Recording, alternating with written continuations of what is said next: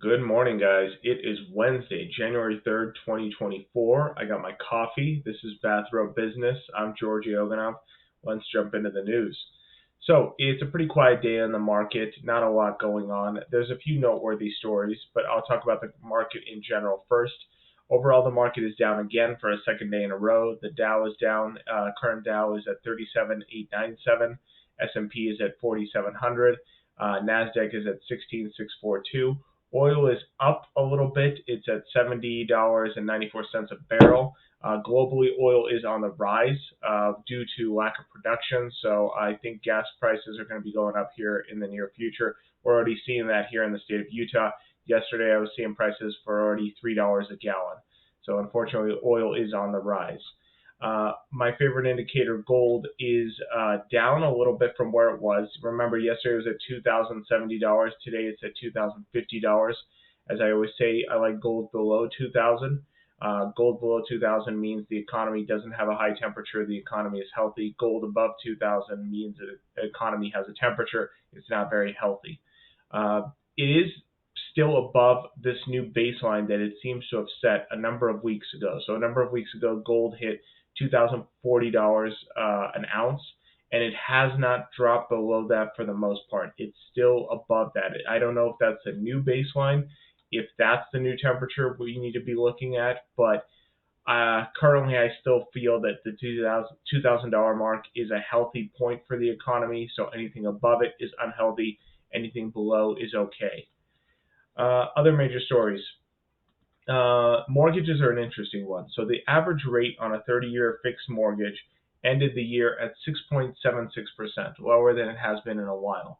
It's actually still slightly higher than the previous week, but still a good interest rate below 7%.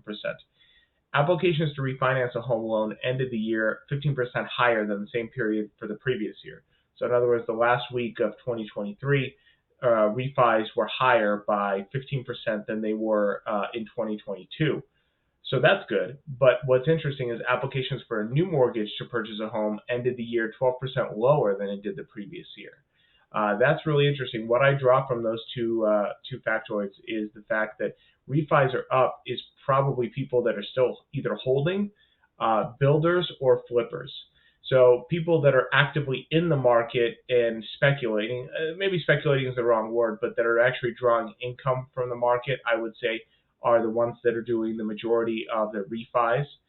And then new mortgage prices are still so high that people can't afford them, even with the slightly lower interest rates, so they're just not going for it. So I think that the mortgage sector, the housing sector is still a bit deflated. So if the Fed starts cutting rates, I do see that exponentially increasing. I think people are very hungry for lower interest rates. I personally, if you watch this channel regularly, do not like lower interest rates. I think it's a healthy economy that has higher interest rates. But if it does happen, I think the mortgage sector is going to boom. I think that 12% that isn't buying homes right now is going to flood into the market with every single rate hike that comes through, especially once we hit a full 0.5%. So I know that if they do cut interest rates, they said they're going to move at 0.25%. If they start cutting at full 0.5 percentage points, or if it reaches the point where it is at 0.5 percentage point lower, I think that market is going to boom incredibly quickly, and I think it's going to take a lot of stuff with it. I think suppliers like Home Depot, Kenmore, every single furniture store is going to increase in value just simply because people are going to be buying new homes and furnishing them, remodeling them, changing things up. So I think that sector is deflated. If I was to put my money anywhere, I would be on the sideline, but the second a rate hike would happen, I would move into construction, building, some consumer purchases, things like that. Now, to counter the point I was just making, the Fed's Barkin, who is a seat in the Philadelphia Federal Reserve, has said that the rate hikes are still on the table. It just depends on what data we see coming out. So this actually echoes a lot of what we talked about earlier. I don't think that this rate hike is a guarantee. The second the Fed said we may cut rates, everybody just took it as a matter of fact that they will cut rates. That's not what they said. If you go to my previous videos, we kind of review the transcript of what Fed Jerome Powell said. He simply said that the rate interest hikes seem to be working. No current hikes are on the table, but there's a possibility for cuts. So I know that's a conservative way of saying cuts will happen, but I think it's also hedging our bets because when we reviewed all that data in the previous video, we saw that consumer spending was up, that insurance rates were up. We went through several points that showed that inflation is still very high and continuing. So I don't think that's a certainty whatsoever. I would still bank on, despite what I just said, I still think interest rates are going to remain high for the remainder of the year. I don't see major cuts coming. I think maybe in the third or fourth quarter, we might see a quarter of a percentage point cut, but every time they're reporting inflation, it is still up. Don't forget, we were still getting 3% inflation in November. We don't have December's prices yet, but we had a strong retail sector. We had high travel. So I think when those numbers come out for December, they're still going to be in a 3% point rate.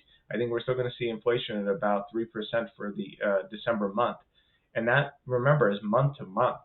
So I don't see that is going to be leaving anytime soon. Job applications are still open. Employment rates are still low. There's still too many open jobs compared to the number of workers. And I think that there's going to be a fuel of this kind of inflation for a while simply because there's not enough employees to go around. Employees are constantly jumping around looking for higher wages, and that is going to be one of the primary drivers of a rise in inflation. Not to mention the fact that we are still having supply chain issues, especially with what's going on in the Suez Canal. So I don't think inflation is going anywhere anytime soon. Last story is Danish freight carrier Maersk. It's still on pause from Red Sea transportation. This is about a story we talked about just a couple weeks ago. They put that on pause a while ago, and it's still continuing in light of the Houthi attacks. That's pretty much it. Like I said, not a lot going on in the market. Those are the major stories that I wanted to talk about. I will see you guys tomorrow. I hope you have a great day.